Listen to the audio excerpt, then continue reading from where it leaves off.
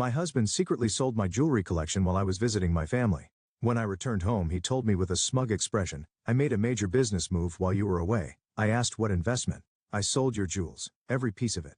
They funded my empire." I burst out laughing because the jewelry he sold. "Helen, you're back," Michael said with a grin as I walked into the living room. His overly casual tone immediately set off alarm bells. "I am," I replied cautiously, setting my suitcase down. Something about his smug expression didn't sit right with me. "What's with the smile?" "Oh, nothing," he said, waving his hand as if brushing off my question. Then with a flourish he added, "Well, I suppose you'll find out eventually. I made a major business move while you were away." I raised an eyebrow. "What kind of move?" He leaned back against the arm of the couch, his grin widening. "Your jewelry collection," he said, his voice dripping with satisfaction. "I sold it, every piece. And before you get upset, let me just say you'll thank me later. Your jewels funded my empire." I froze, my heart pounding as his words sank in. My jewelry collection, the pieces I'd spent years curating, some handed down from my mother and grandmother, others purchased with my own hard-earned money, gone. "What did you just say?" I asked, my voice low and trembling. Michael laughed, clearly misreading my tone.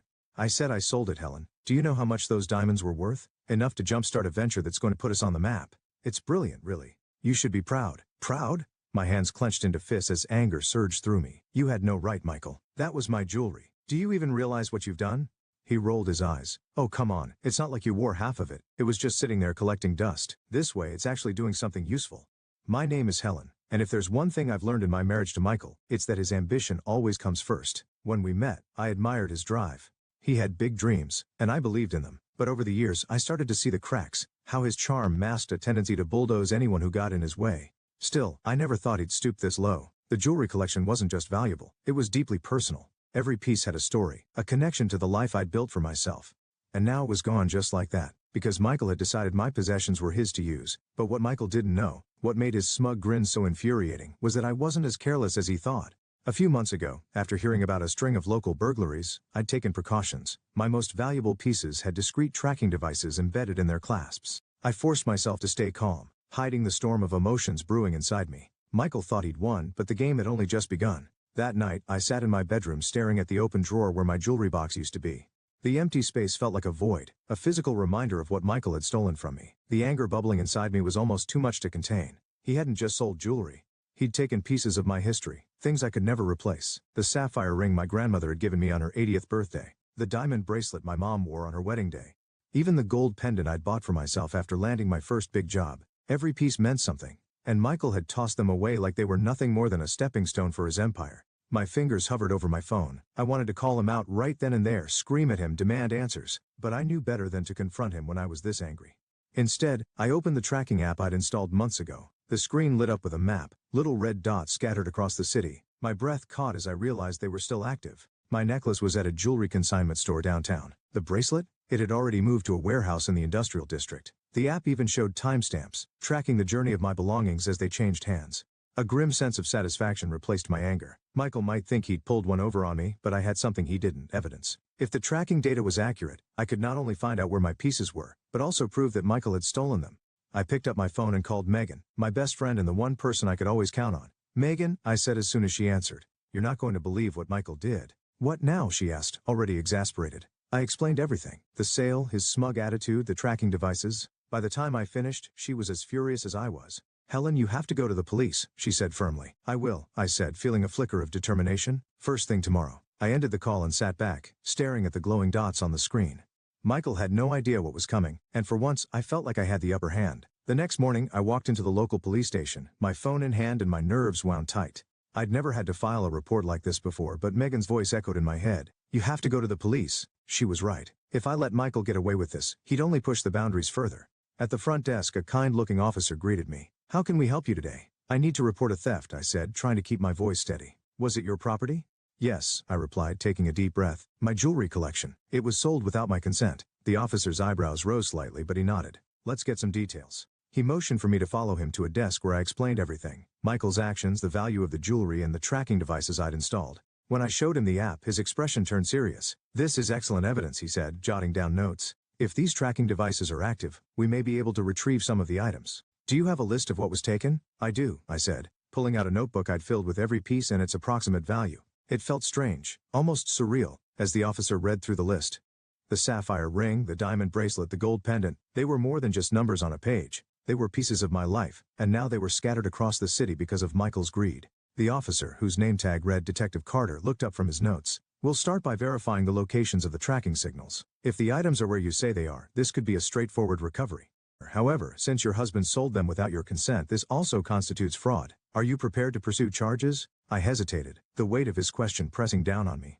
Yes, I said finally. I want him held accountable. Detective Carter nodded, his expression resolute. Good, let's get started. As I left the station, a mix of emotions churned inside me. Relief, knowing the police were taking this seriously. Anger, remembering Michael's smug grin when he told me what he'd done. And most of all, determination. For years, I'd let Michael take and take, convincing myself it wasn't worth the fight. But this time was different. This time I was fighting back. By the time I got home, the adrenaline from filing the report had started to fade, leaving me with a mix of exhaustion and anxiety. I replayed the conversation with Detective Carter in my mind, wondering how Michael would react once he realized the police were involved. The thought didn't sit well.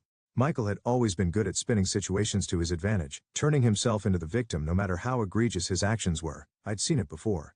How he could charm his way out of responsibility with a smile and a clever excuse. But this time, he didn't know I was one step ahead. That evening, Megan came over, a bottle of wine in hand. Okay, she said, settling onto my couch. Tell me everything. How did it go at the station? I filled her in from the evidence I'd shown Detective Carter to his plan to track down the pieces. She listened intently, her expression a mix of outrage and admiration. You're handling this better than I would, she said when I finished. If it were me, I'd probably be at his office flipping desks right now. I laughed despite myself. Trust me, I've thought about it. But the police have the tracking data, and I think that's my best shot at getting everything back. Good, Megan said, raising her glass. To you for not letting that smug jerk get away with this. The next day I got a call from Detective Carter. We verified the locations of the items, he said. 2 are at a consignment store downtown, and another is in a warehouse. We've secured cooperation from the store owners and are moving forward with retrieval. I'll keep you updated as we progress. The relief was immediate. Thank you, I said, gripping the phone tightly. Does this mean I'll get them back? It's looking good, he replied. But the investigation is still ongoing. We've also flagged your husband's financial activities. I don't want to alarm you, but there may be more going on than just the jewelry sale. My stomach dropped. What do you mean? There are some unusual transactions linked to his business accounts, Detective Carter explained. We'll need to look into it further, but this could be bigger than we initially thought. As I hung up the phone, my mind raced. Michael hadn't just betrayed me. He might have been hiding an entirely different side of himself. The idea that Michael's betrayal could run even deeper haunted me for the rest of the day. I paced the kitchen, replaying Detective Carter's words. This could be bigger than we initially thought. What else had Michael been hiding from me? Later that evening, I decided to confront him. If there was more to this than the jewelry sale, I needed to know. When he walked through the door, his smug grin irritated me more than usual. He tossed his keys on the counter and said, "Busy day. What's for dinner?" I didn't even try to hide my anger. "Michael," I said, crossing my arms. "We need to talk. Now." His grin faltered, replaced by a wary expression. "What's wrong? What's wrong?" I repeated, my voice sharp. "You stole my jewelry to fund your so-called empire, and now the police are investigating you." The color drained from his face, but he quickly tried to recover.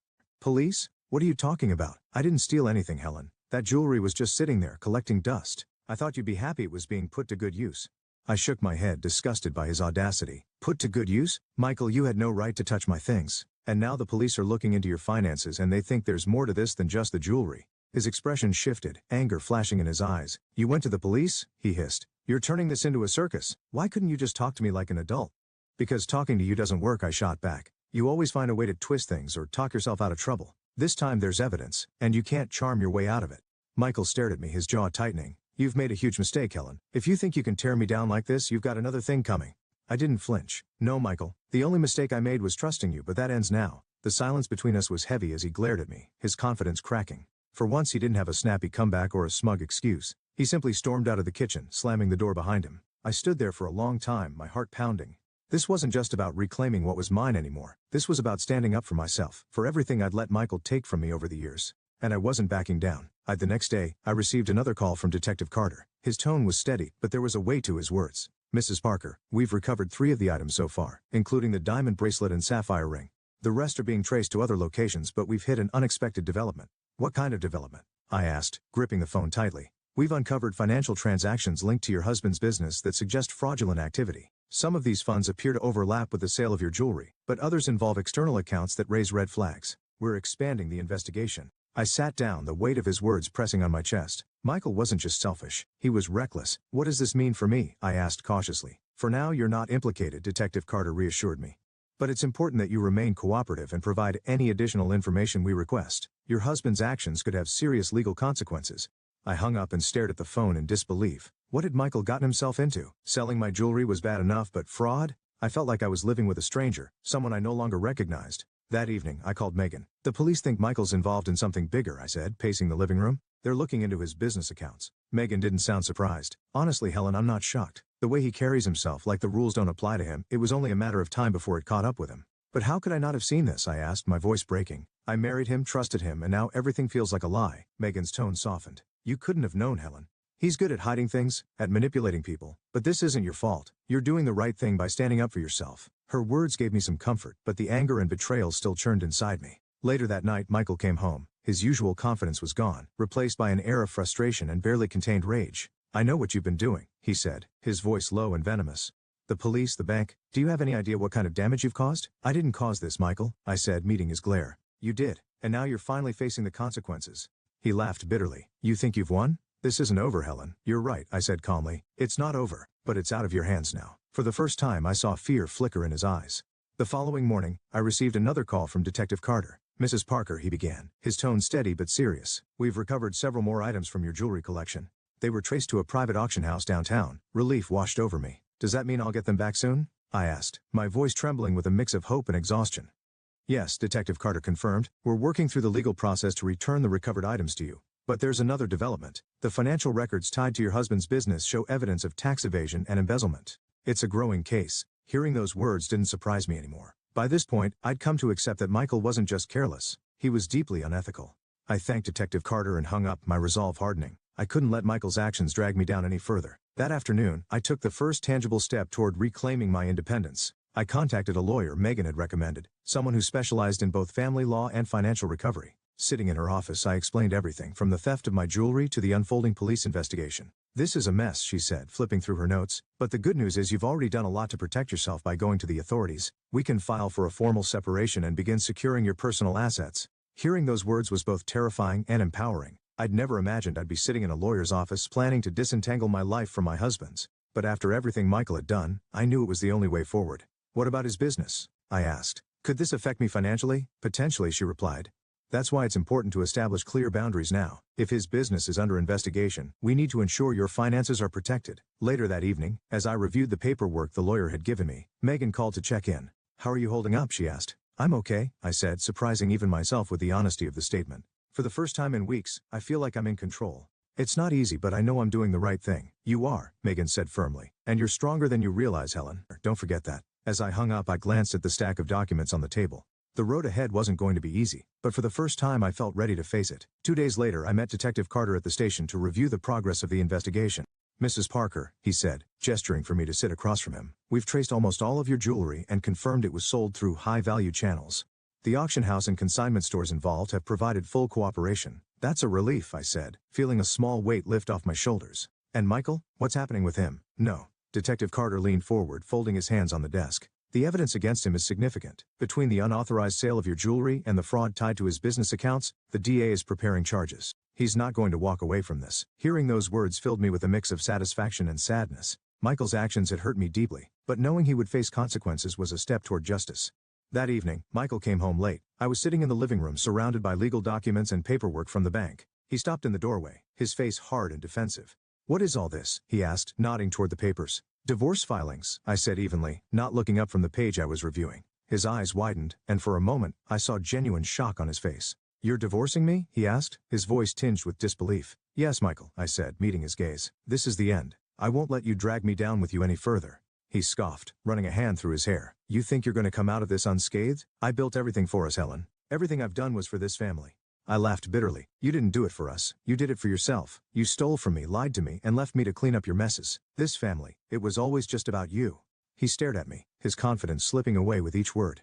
You don't mean this? He said finally. You can't mean this. I do, I said firmly. And you'll see just how serious I am when you're served. For the first time since this ordeal began, Michael was speechless. He turned and stormed out of the room, slamming the door behind him. I exhaled deeply, the sound of the door echoing in my ears. This wasn't just the end of my marriage, it was the beginning of reclaiming my life. The next morning, I got a call from my lawyer. Helen, the papers have been filed. Michael will be served later today, she said, her tone professional but empathetic. I let out a breath I didn't realize I was holding. Thank you, I said softly. Helen, I know this is a tough process, she added, but you've handled this with strength and clarity. Keep focusing on your next steps. We're in your corner. After the call, I sat at the kitchen table with my coffee, staring out the window. For weeks my life had felt like a whirlwind of betrayal, anger and frustration. But now for the first time there was a sense of clarity. The pieces of my jewelry were being recovered, the police investigation was progressing, and the divorce filings marked a definitive break from the chaos Michael had brought into my life. That afternoon Detective Carter called with more updates. "Mrs. Parker, I wanted to let you know that charges are being formally filed against your husband. Between the unauthorized sale of your property and the financial fraud linked to his business accounts, he's facing multiple counts." I felt a wave of relief wash over me. "Does this mean I'll be able to recover everything he sold?" "It's likely," Detective Carter replied. "The evidence is strong, and the cooperating parties have agreed to release the items back to you as soon as the case progresses. But more importantly, the justice system is holding him accountable." "Thank you," I said, my voice steady. When I hung up, I realized something profound. I wasn't angry anymore. I wasn't consumed by the betrayal or the need to make Michael pay. I was simply ready to move on. That evening I met Megan for dinner. She raised her glass with a grin. "To Helen," she said, "the woman who didn't just survive, she thrived." I laughed, clinking my glass against hers. "I don't know if I'd call it thriving just yet, but I'll take it." Megan leaned in, her expression serious. "You're stronger than you think, Helen. You took control when it mattered most. Don't forget that." Her words stayed with me as I drove home that night. For years, I'd let Michael's ambition overshadow my own sense of self-worth. But now as I looked ahead, I saw nothing but possibilities. A week later, I received a call from Detective Carter. "Mrs. Parker," he said, his tone lighter than before, "I wanted to let you know we've recovered all but one piece of your jewelry. The remaining item is still being traced, but the majority of your collection is ready for you to reclaim." Hearing those words felt like the final piece of a heavy burden being lifted off my shoulders. "Thank you, Detective," I said, relief evident in my voice. "I can't tell you how much this means to me." "We're just doing our job," he replied. "But if I may say, you've handled the situation with remarkable strength. Not everyone takes the steps you did." After the call, I made my way to the precinct to collect the recovered items. As I held the sapphire ring my grandmother had given me and the diamond bracelet from my mother, I felt a deep sense of closure. These weren't just pieces of jewelry. They were symbols of the life I'd worked so hard to preserve, now returned to me. The day Michael was formally charged, I received a curt message from him.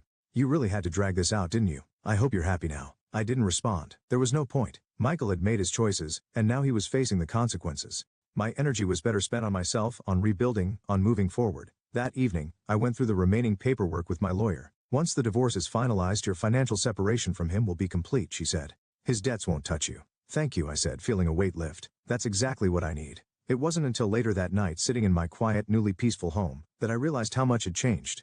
The betrayal, the anger, the hurt, it was all still there, but it no longer consumed me. I'd learned how to set boundaries, how to fight for myself, and how to let go of what I couldn't control. Megan called to check in, her usual upbeat tone lifting my spirits. "So what's next for Helen Parker?" she asked. "Honestly," I said, smiling for the first time in what felt like forever. "Anything I want." As I hung up, I looked around my home, not just a house but my space reclaimed and safe. For the first time in years, I felt like I could truly breathe. Michael's actions had tested me in ways I never expected, but I'd come out stronger, and now, my future was finally mine to define.